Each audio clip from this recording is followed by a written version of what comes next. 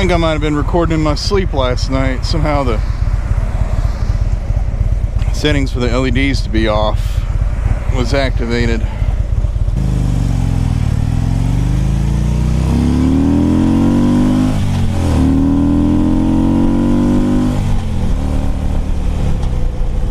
I finally got around to watching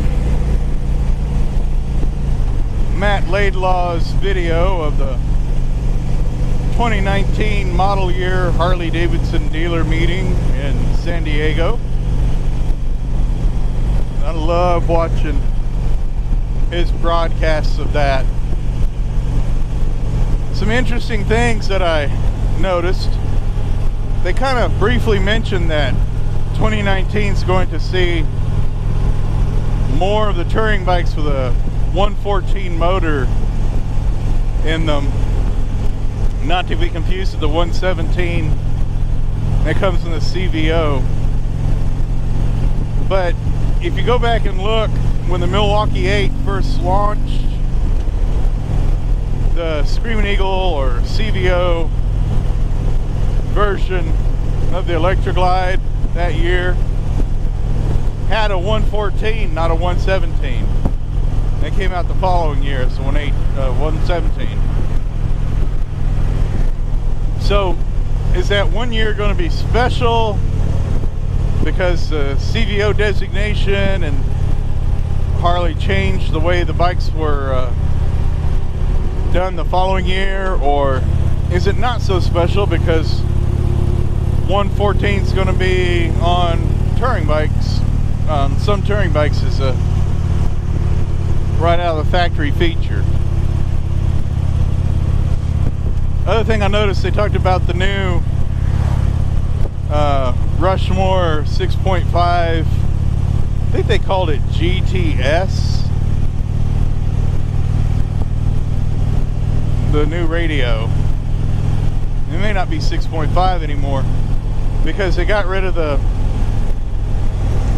4 rubber buttons around the radio on the touchscreen version, and replace the entire thing with one screen that features Corning Gorilla Glass as a face cover. Now, I have almost 79,000 miles on this bike, and that touchscreen face cover has never been replaced. And I've had this bike since I had 14 miles on it. So will a Gorilla Glass fare any better? I don't know. I've had smartphones with Gorilla Glass, and they have their moments. Speaking of smartphones, the new radio is going to have Apple CarPlay built into it, which is great. Honda's doing it with their bike. Why not Harley? Curious why Harley didn't go that route to get both on there. They talked about the boot up time for the radio, which is awful long. It's been cut by half. They don't give any firm numbers. They didn't give any firm numbers on the boot up time. Now I found a workaround is you turn your bike on accessory when you first walk up to it, as you're getting ready to saddle up, you know, doing your T-clocks. While you're giving your bike a once-over before saddling up, the system has time to boot up all the way. So that's great. They did not mention anything about the CBs. They talked about headlights. Now, I'm going to put a picture up on the screen that shows the headlight pattern of the Daymaker LEDs on this bike right from the manual. The spread is not that great. It really isn't. What happens is when you lean the bike, you have a black leading edge through the curve. And if you're like me, which I know I'm like me, I like to see through a corner, not just directly where the bike's pointed. And that's supposed to be, well, they showed it on the round headlight. Well, I found a workaround for that within a few weeks of having this bike, because I do some night riding,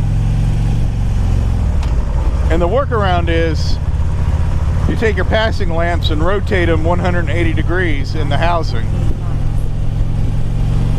and so you end up with like a half circle for the main beam, then a half circle up top on each side, sort of in the center where the passing lamps are. It works out great. Lighting up when the bike's leaned, yeah, that's good. But the benefit of my workaround is you still got a full circle of light, so if you're passing through a wooded area, you can see if there's a branch hanging down or whatever on these country roads. Speaking of passing lamps, got some fog. Imagine that. Oh, and we got a nice cool streak going on, so I had to break out the dragon fighting gloves, as Shifty 1050 calls them. I think it was him that called them that. Ugh, bumps. So what else did I say in the meeting? You know, I'm a touring bike kind of guy. They showed the prototypes of the PanAmerica and the Streetfighter styled bike, but they didn't give any specs. They didn't even turn them on, so it kind of reminds me of the Tucker, the movie Tucker, about the car, how things may not have been what they appeared. And I guess that's possible. I mean, you think it started up on stage. I mean, they had other bikes running on stage. They showed the production live wire, which I think is really neat. It has potential, I'll tell you that. They talked about the FXDR, which, interestingly enough, Sportster Sickness posted a meme about the FXDR. I'll put that up on the screen. It was quite cute.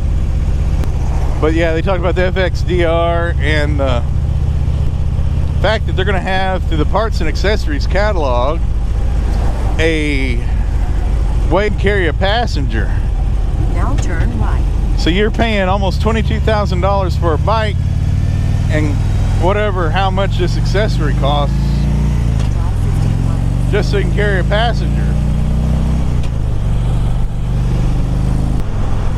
But yeah, I'm looking forward to the new bikes. I was excited to hear that they actually are listening to the Southeast Asian motorcycle market. They're supposed to come out with a 250 and 500cc bike for that market, which makes me wonder what happened to the street 500 and 750. I'm pretty sure they said 250 cc's, because apparently the Asian potential motorcycle buyers felt underrepresented and underappreciated by Harley-Davidson. And neat thing is, they realize that not everybody who rides a motorcycle wants to join a group. They talked about how the Southeast Asian riders were more into expressions of personal freedom. Why are you two riding side by side?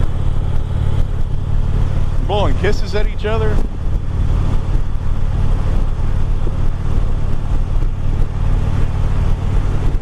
Yeah, they're more about personal freedom, which I can relate to that.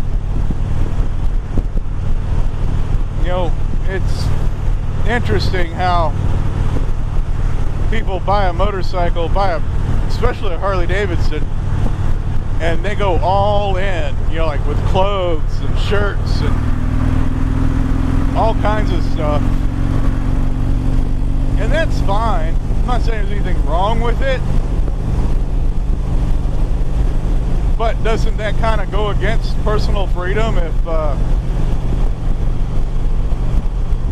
you're compelled to dress like, think like, and act like everybody else?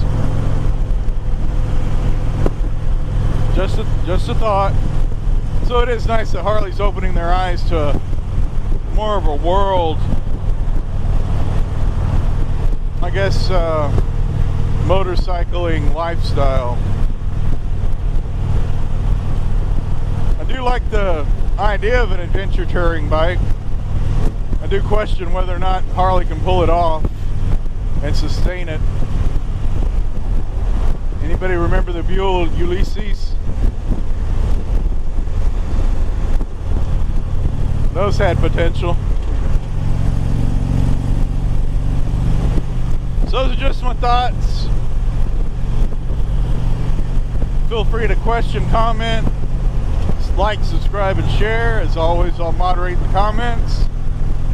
Recently I had a troll pop up on one of my reviews, and I don't know where they came from, but they said F Harley-Davidson and F so-and-so dealership out of some other state not even near here. And I thought, wow, somebody got their feelings hurt, or maybe they have a legitimate beef, but that's not the way to present it, that's for sure.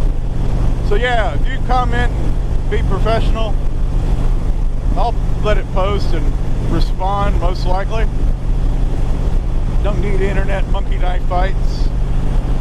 Talk to you guys later. I'm gonna go see what's on the other side of this fog.